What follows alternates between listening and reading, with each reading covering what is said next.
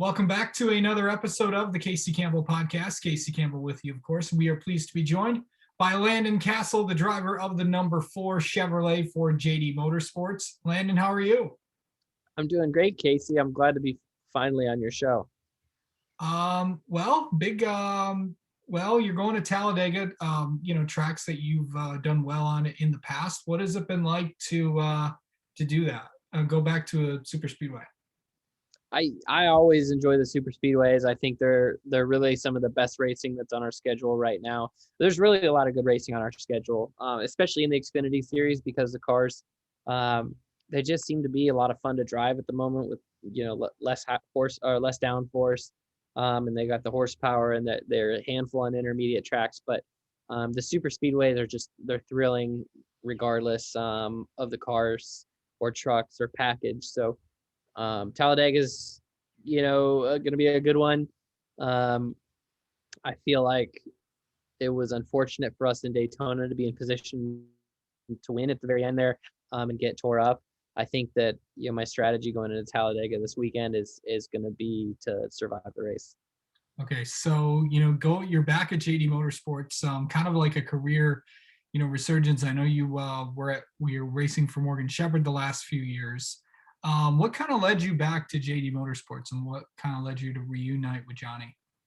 Yeah, I mean, Johnny and I have always had a good relationship, and so it's been we're no strangers to each other for sure. We talk regularly, even when I wasn't driving for him. So I think he was in need of a driver, a consistent face of the team this year, and so he gave me a call this winter, and I said, let's do it.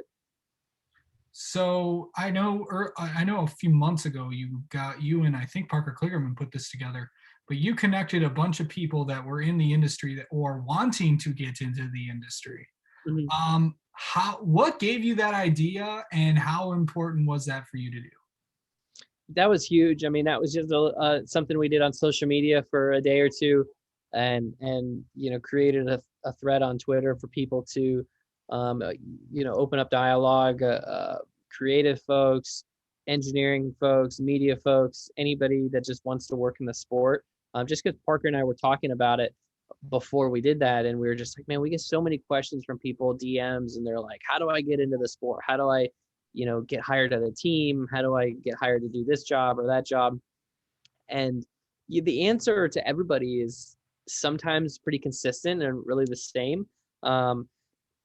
And also, Parker and I, like, we don't own a team. We don't own everything, right? We aren't the only employer in the sport.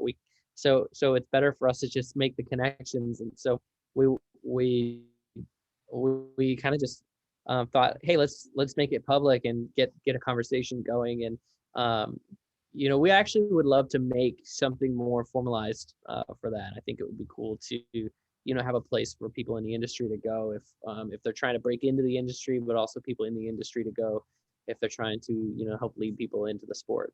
How much success did you get from that? I mean, I don't know how many people got jobs out of it or anything. I think the success was in just kind of creating a bond in the community more than anything at this moment. I know a lot of people got a lot of connections and a lot of advice. I know a few of us media members got a chance to speak to some of those guys. So cool. That was always good. But I know you have, for the first time ever, JD's running 4 cars, 4 full-time drivers. I know between you, Jeffrey Earnhardt, Ryan Vargas, and Colby Howard, you guys have definitely had some ups and downs in your career, and then you guys all are running for Johnny.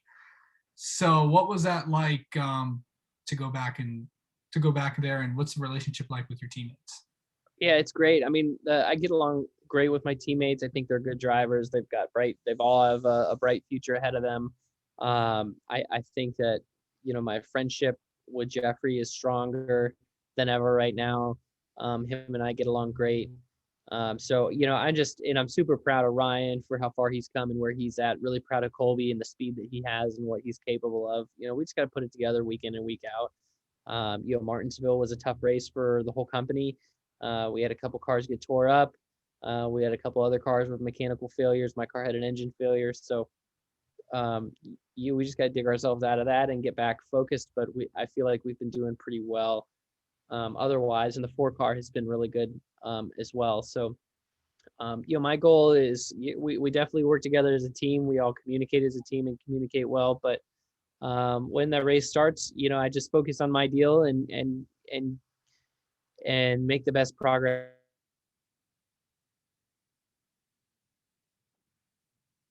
The drivers on my team of how to manage these 300-mile races. Okay, so also, when's the last time you talked with Morgan Shepherd, and how is he doing with obviously with him being diagnosed with Parkinson's?